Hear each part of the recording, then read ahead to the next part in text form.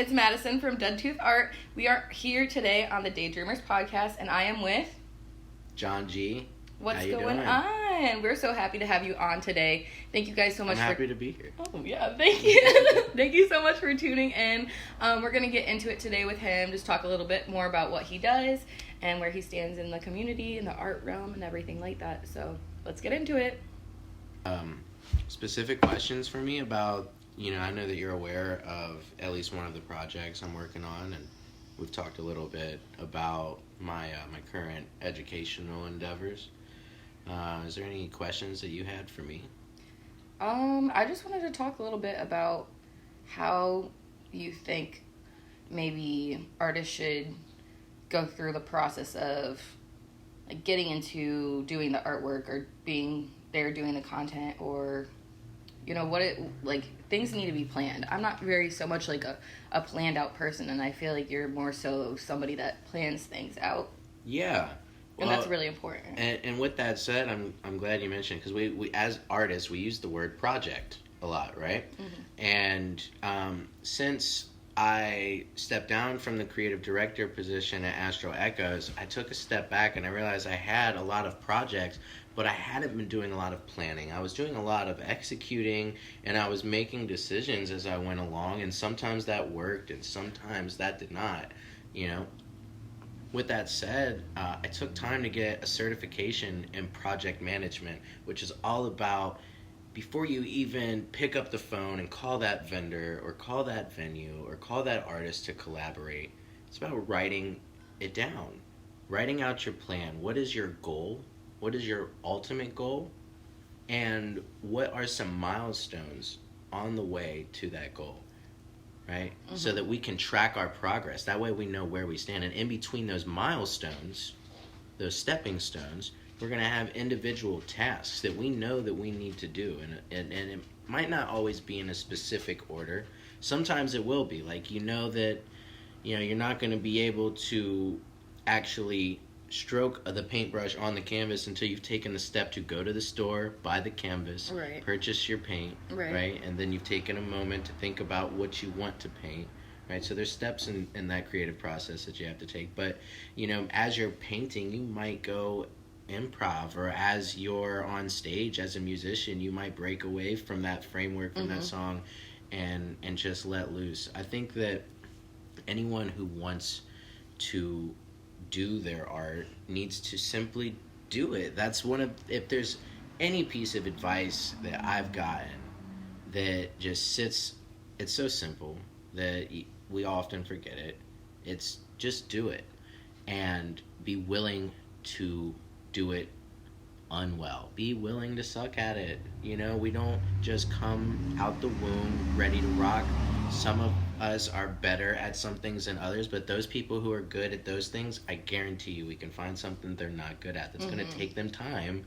It might take them a few hours. It might take them a few years. That's what I really liked the other day when I was asking him for like a little bit of advice on how to be better just like at podcasting, getting things like done. He's like, you just have to do it. You're going to suck at it. Get it done.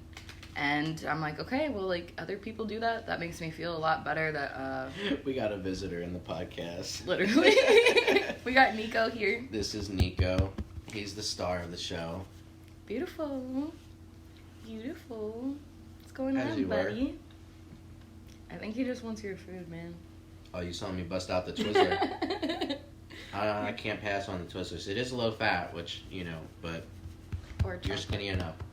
I was just saying, like, it's just good to hear that, and I think that's, like, what a lot of artists, especially younger artists, need to hear. And I'm getting a little bit older now, so I was doing, like, the vending stuff since I was, like, 19, 20, and I just like to tap back into stuff that I wish I could go back and redo. And going into my, like, 30s now, I want to be able to do a lot more planning and just pretty much figure out the best way of executing projects, like you had said. So, do you want to talk a little bit more about, like, what are you learning in school, and what are your ultimate goals for, like, this next upcoming year and stuff like that? Yeah, I'd love to, actually. This is a new journey for me. This is something that I've never done before. In fact, when it comes to school, I was always pretty hard-headed about, the fact that, I was good at taking tests, but I liked to do other things with my spare time other than homework. Right. So like I would always pass the test, and my teachers would get frustrated. They would say, Jonathan, you need to apply yourself, and I didn't. I was a bit of a lazy student as a kid, and if that's, I relate to what you said, there's projects you want to go back on. One thing I wish I would have done was taken it more advantage of, the rare occasions that I had a decent teacher that would have, facilitate that creativity or facilitate that entrepreneurship more. That is really cool. That is definitely a perspective. Now currently I am. So when I got that project management certification, I joined a professional association called the Project Management Institute. Yes, that was a mouthful. Where is that at? So the Project Management Institute actually has chapters all over the world, especially all over the United States. Project management is a practice, and there are different approaches to managing a project. I'll give an example. In construction, like we talked about with your painting, but we'll put it to construction. We know that we have to put the foundation in before we put up the walls, and then we have to, put the roof on. We know that we need to, then put the wiring in. We can't do the wiring before we put the walls up, right? So there's an order to it. But since we're creatives, and we're also, therefore we're entrepreneurs, for those of us who want to do creativity full time, and therefore we have to have a frame of what a market looks like to us. Who is our audience? Who are we talking to? And we have to have a frame for our brand. Like when we're talking to them as a brand, what principles are they picking up from us? Like what values are we speaking to them that they identify with? That's right? Really how are you showing who you are, what you are through your brand? Yeah, exactly. I really like that. That is definitely a highlight. And so when you're doing something like that, I digress, in project management, you're not going to do waterfall or traditional project management. You're going to do something called agile project management, which just means you got to be adaptable. You got to roll with the punches because you're going to get hit. Like, especially if you're an event promoter, weather's going to mess up sometimes, right? Right. There's going to be somebody who throws a show that's close enough to your show. The artist is either bigger or the same tier, and it divides your audience up, right? These are things that, we have to pivot with as a company when that happens in an isolated individual event, right? And you have to do that in a lot of different areas. You gotta stay on your toes. So roll with the punches. Agile project management is just about knowing, it's about moving in iterations, moving in phases where you're like, all right, we're going to take these steps, and then after we've taken these steps, we're gonna stop. We're not just gonna keep running through this. We're gonna sprint through a few weeks of taking these steps, and then we're gonna take a second. We're gonna look at what's happened, how it's affected us, and we're gonna even talk to our customers, our audience, right? Get your peers, get your coworkers, get somebody's insight on what you've done so far, and be willing to collect that data and make decisions on how it's actually being received, rather than the emotional standpoint where you think that it's being received as. That is so insightful, super insightful. Just wow. Is that a lot of stuff that you've learned through school, or is that something? I studied project management on. So the project management would also go into how that's affecting your clientele. Right. Project management is kind of. It's broad. I've had a friend say it's a BS term, and he's not wrong, because it's hard to narrow down what exactly it is. But in short, project management is about identifying what your goal is, and identifying what resources you'll need, what that will cost, and how much time that will take. Okay. Then taking the time to schedule that accordingly, right? And so that you don't run into issues along the way, and you can plan ahead for risks. Now with that said, you sound so professional right now. It's crazy. It's really a different me. I've known him for a while now, probably a few years. But he definitely, it's just a lot of growth, so I'm very happy. I deeply appreciate that, and I'm grateful to be on this podcast. This is, likewise, I've watched you grow. Look how much we've got different angles, we've got different audio. I see you taking your craft serious and taking other people's craft serious, and that's why it was awesome to have you be a part of Beyond the Stage, that project that I am currently, taking some sort of technical role in, and I'm still a project management advocate for these guys. But Right. my point is everybody's on their way, everybody's evolving, and through that, some of us don't even have to try to overlap and intersect at this point, because it's those of us who are really making moves. As Mike Heffron puts it, the movers and shakers.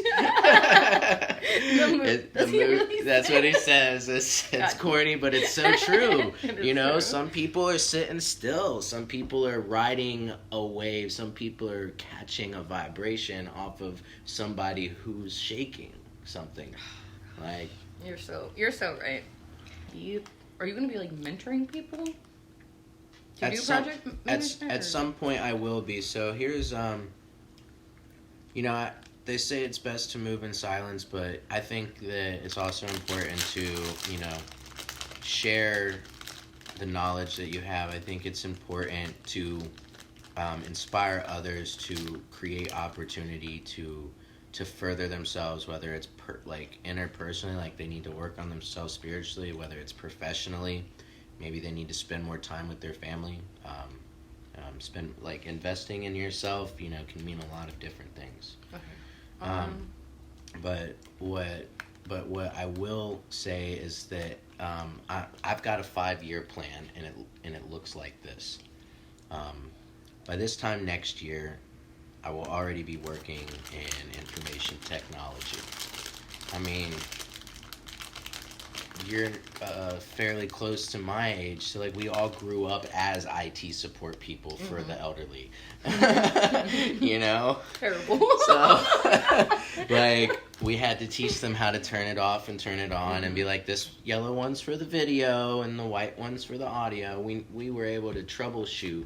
We were able to use Google and troubleshoot information technology hardware problems as kids. Right. So I thought about it, and I was like, I'm gonna go for it. And I got into a program, and only 15% out of thousands of people get in, apparently. And I don't say that to brag. I say that because, holy shit, I'd never expected to be getting into any program, let alone a coveted one, where I'm going to come out of it job ready with connections in the tech industry. And then let me just say something about that. So that's year one. IT. A lot of people maybe think, I know, as I wanted to be an artist when I was in high school, but I didn't know what that exactly looked like.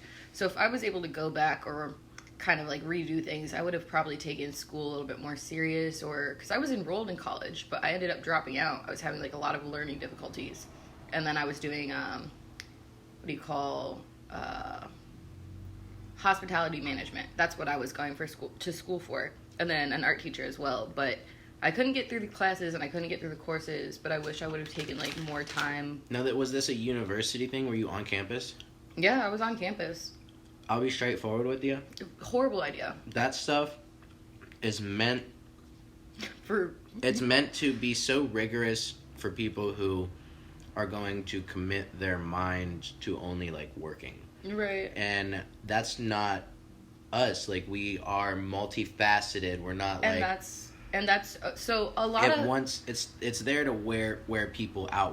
Whereas there are so many training paths out there certification paths, and self-paced or at least reasonably paced online degrees from reputable places. Since COVID, that online degree stuff has changed, and it's more than acceptable to get a degree and work a job.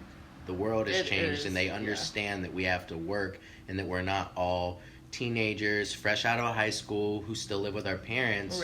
Right? Absolutely.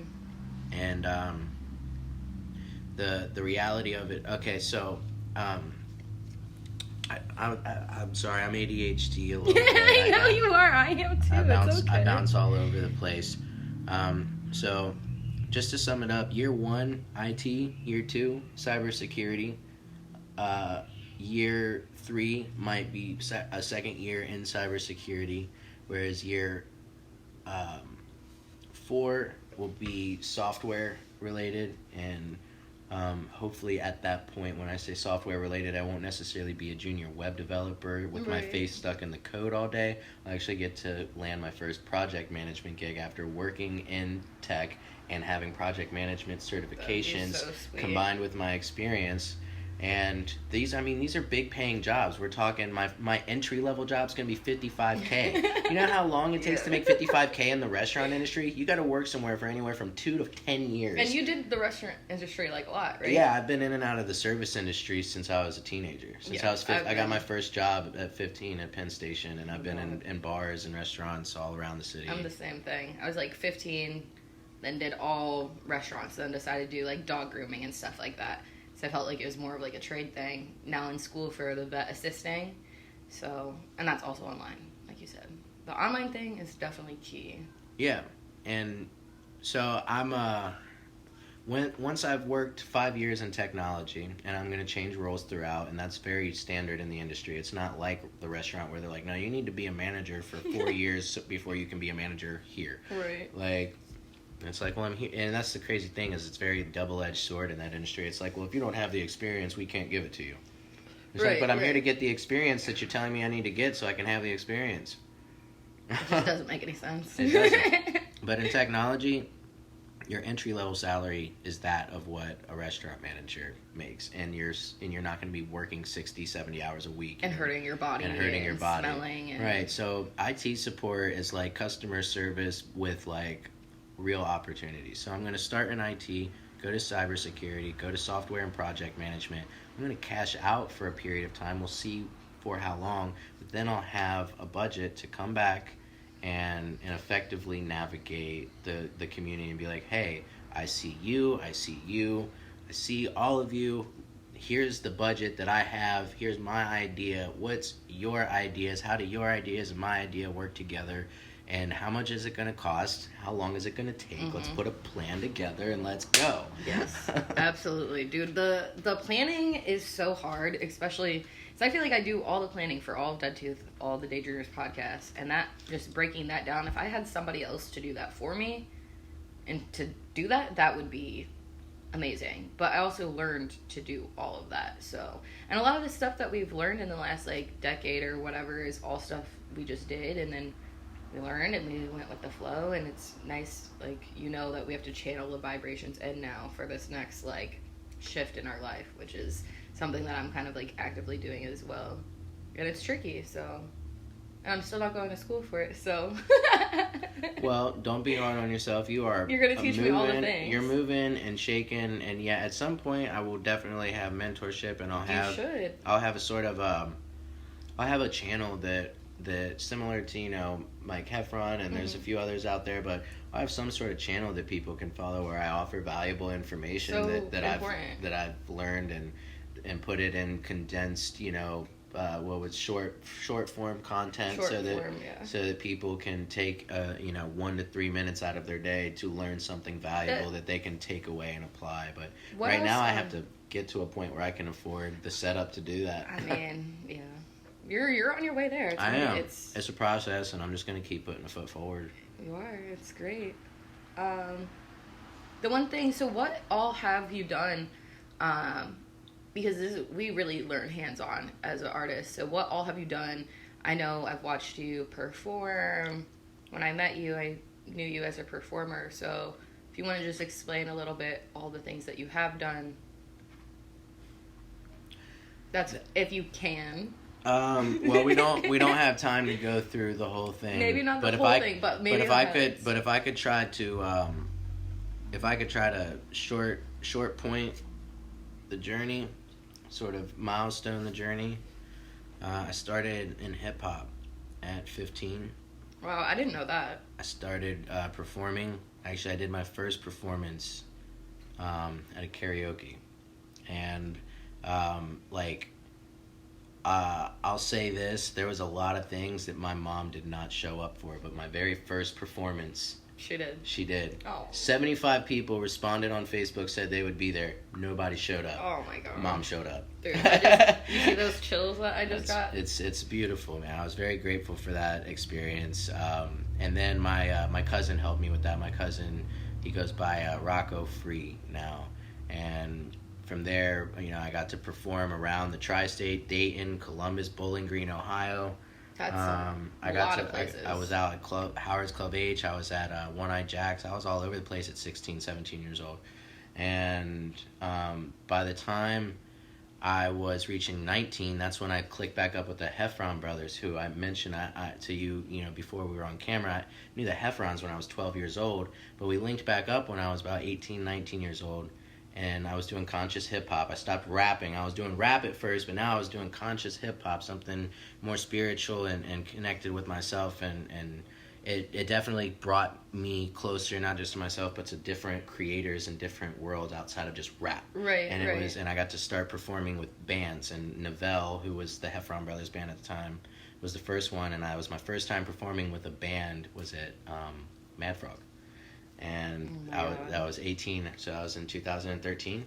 Now, after taking that step back from throwing the music festival for 3 years, taking time to appreciate that I have children, throwing events alone isn't the most sustainable way to go about spending your money when you're not already wealthy.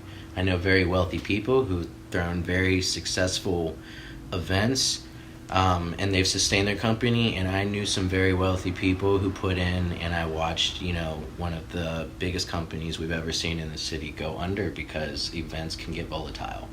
So what I'm on right now is sustainability. And that's a project management thing I want to advocate through this one last time, is sustainability. And that's, yes, it's important to just do it, but it's also important to take time to think about what can hinder you from doing it at your best and setting yourself up to remove those roadblocks. Mm-hmm. I love it. So I'm here now. I'm with Beyond the Stage. It's an interview company, so you'll fit right in. Looking forward to having you be more a part of that as we grow. I'm so excited for the next one. Did you have anything you wanted to add? Because we are about out of time. I'm completely fine. I think I'm good. I love everything that you brought today. It was just amazing. Really getting in there and learning a lot about how we can be better. So I appreciate that. I know a lot of people will benefit watching this. I hope you guys enjoyed watching this today, listening to us. If you're on Spotify and everything, I really appreciate you guys. I'll link all of his stuff in the bio as well. So if you see his stuff, please go follow, like, subscribe, do what you got to do. Amazing friend, amazing person, full of energy, knowledge. Knowledge and everything. So I'm very happy. Thank you guys so much, and we'll see you guys later. Bye. Thanks. Later.